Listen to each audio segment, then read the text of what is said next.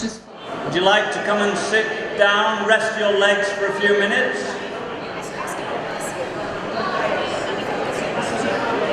Okay, I'm going to start, so please don't be shy to come forward.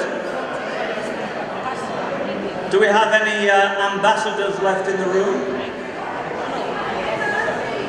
Yes, Your Excellencies.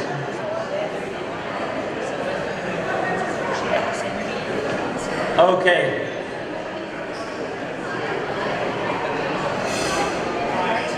Thank you everybody. This is the first and opening of the 4th Colomboscope we've had in Colombo, predictably. And I think you'll agree it's a different kind of exhibition. But can I just say a few words to those that are listening? So, this year's Colomboscope is called Testing Grounds, and it's featuring, as you'll have seen, art and digital cultures in Europe and South Asia. And it's the 4th festival we've organised. It's organised by the UNIC cluster. That's the European Union National Institutes of Culture, and that's the British Council, the Goethe Institute, and the Alliance Française de Côte. And I'm the current president of that cluster. And one thing, we disagree on many things, but one thing we all agree on is that the true currency of Europe is culture. It's not the euro. And our cultural collaborations will continue regardless of any political realignment. That's my one Brexit reference. Whoa. So let's concentrate on culture. This year's festival helps us to break exciting new ground here in Sri Lanka, and we were lucky enough to secure the input of our curator, Dr. Suzanne Jaschko from Berlin. She's a world expert in digital cultures, and she's going to be talking to you immediately after myself. And every year in Colombo, at Colomboscope, we like to push the boundaries, and we like to challenge audiences on how they view art. And this is partly by discovering new venues like this one. And they're not traditional exhibition spaces or performance spaces, and it brings audiences into new parts of the city. And in this context, I don't know if he's still here, but I would particularly like to thank my friend the Postmaster General, along with the Sri Lanka Postal Department, Ministry of Posts, Postal Services and Muslim Religious Affairs, as well as the Ministry of Science and Technology and Sri Lanka Tourism Promotion Bureau. They allowed us to use this wonderful, iconic colonial building. I'm sure very few of you have been in here before. You must be very old if you have, or you must be a member of the armed forces, because they've been living here for a few years. So this building was elected in 1895. It's been unused for decades, and it's now being renovated.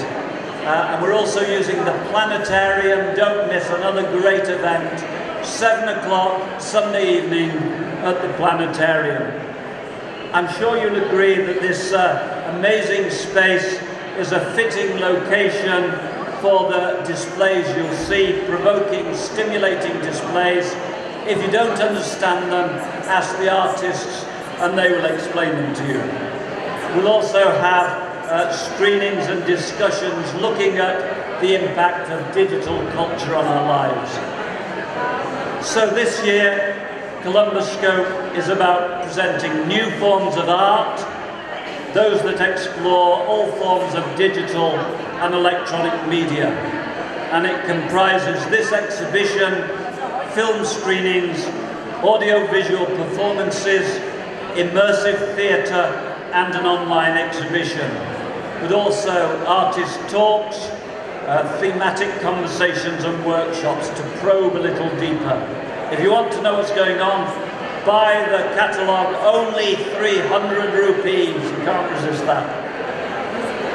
So I'm finishing now. Susanna's going to tell you a bit more, if she can speak as loudly as me. I'd just like to thank again, we'd like to say we're grateful to the contributions of our title sponsors, Cinnamon, the John Keel's Foundation and Cinnamon Life, and all our other partners, sponsors and supporters. And that includes the embassies and high commissions of the Netherlands, Switzerland, Turkey, Sweden, France, Germany and the UK, here and in other countries. Our supporters, Université Laval, Word, Debug and FedEx. Our venue partners, ABAMS and Theatre Artists Collective. Our media partners, MTV and NBC Radio, Film Sri Lanka, Emerging Media and Raw Life. That's all from me. Do listen to Suzanne. She's got a lot more to say. Thank you.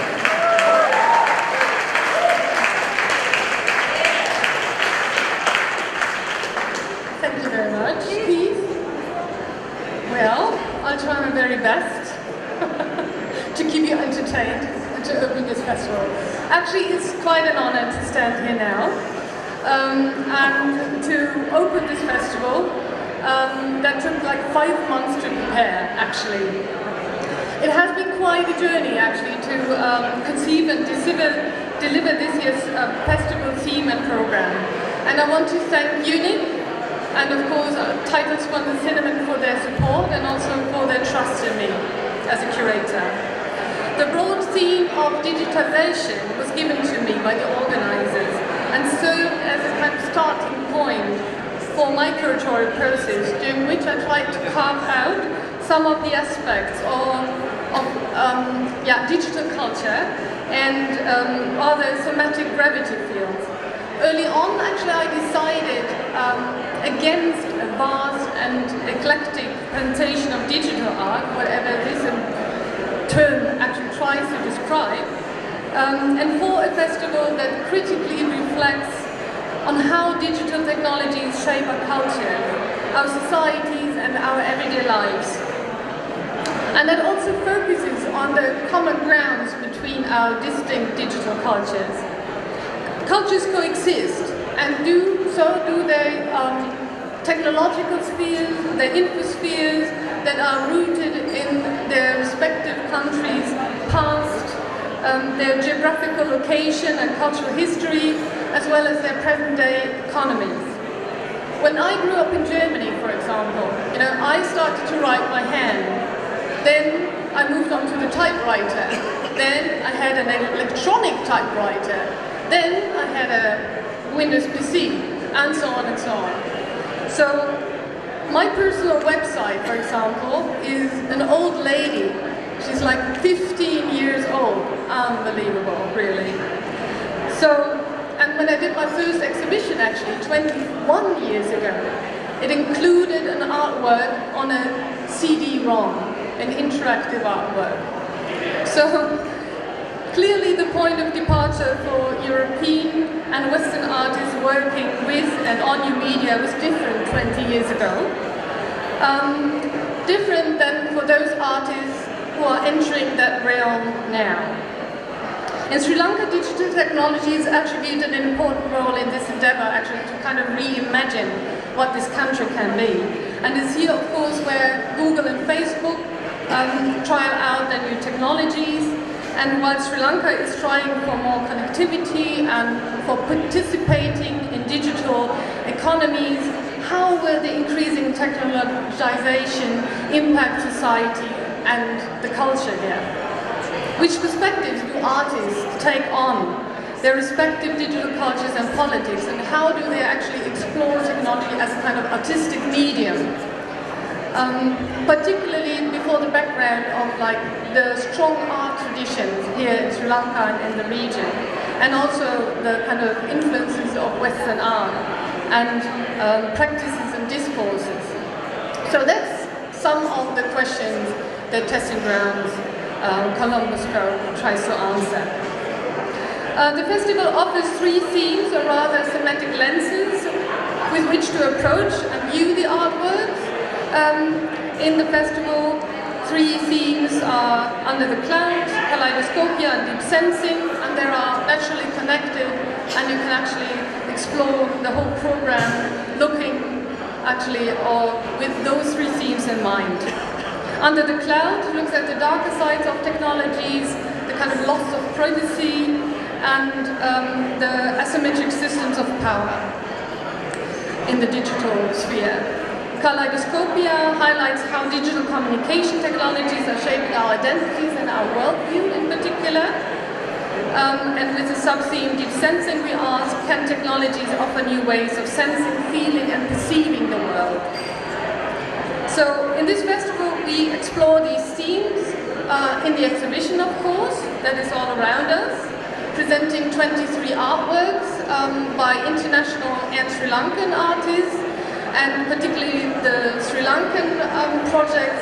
Most of them have been commissioned for the festival, and we have different kinds of performances and workshops, and also thematic talks and artist talks. I'm keeping it short, I'm trying to keep it short. So, before I give the stage to Michael Ketigian, who is actually our first performer, and then later to Sonara and Vida Decoy, and then again later to Isaac Smith and Sumudi Suravira, I'd like to thank, of course, the whole team that worked on this festival, really, and put a lot of effort and a whole commitment to the realization of this festival. Thank you very much.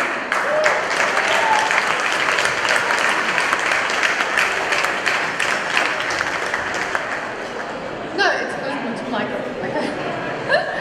And my thanks go, of course, to the artists and speakers who join us on this journey and whose work really have inspired testing grounds, and I'm sure also will inspire you during this festival.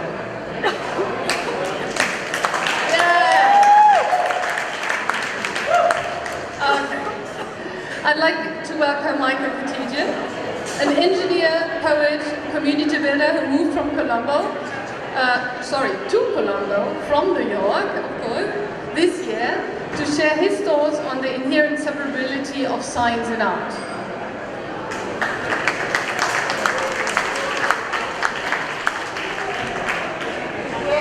Thank you, Suzanne. Hey, everybody, real quick. Check it out. So there's some really cool stuff here at this exhibition. There are incredible thoughts to be had about science and art. I'm gonna try to inspire you, but it's not gonna work if you're talking. So feel free to talk, feel free to listen, whatever. But right, so you can cue that track now. Thanks so much, everybody. Yeah. Cool. I figured music in the background would help, right? That track, yeah? Yeah, you can play it.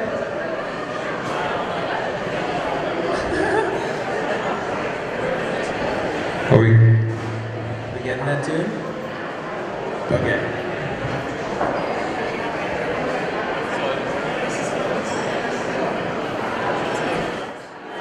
I'll give it to about the count of 15 before I just do it without music.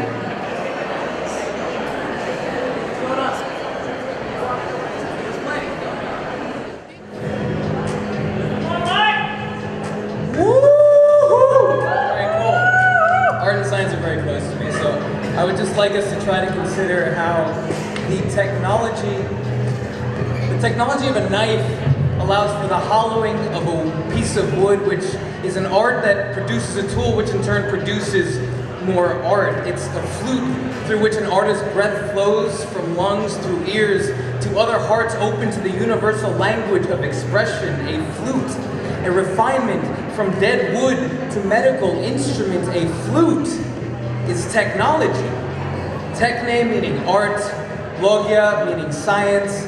The ancient Greeks knew that any conversation about art is also inherently about science.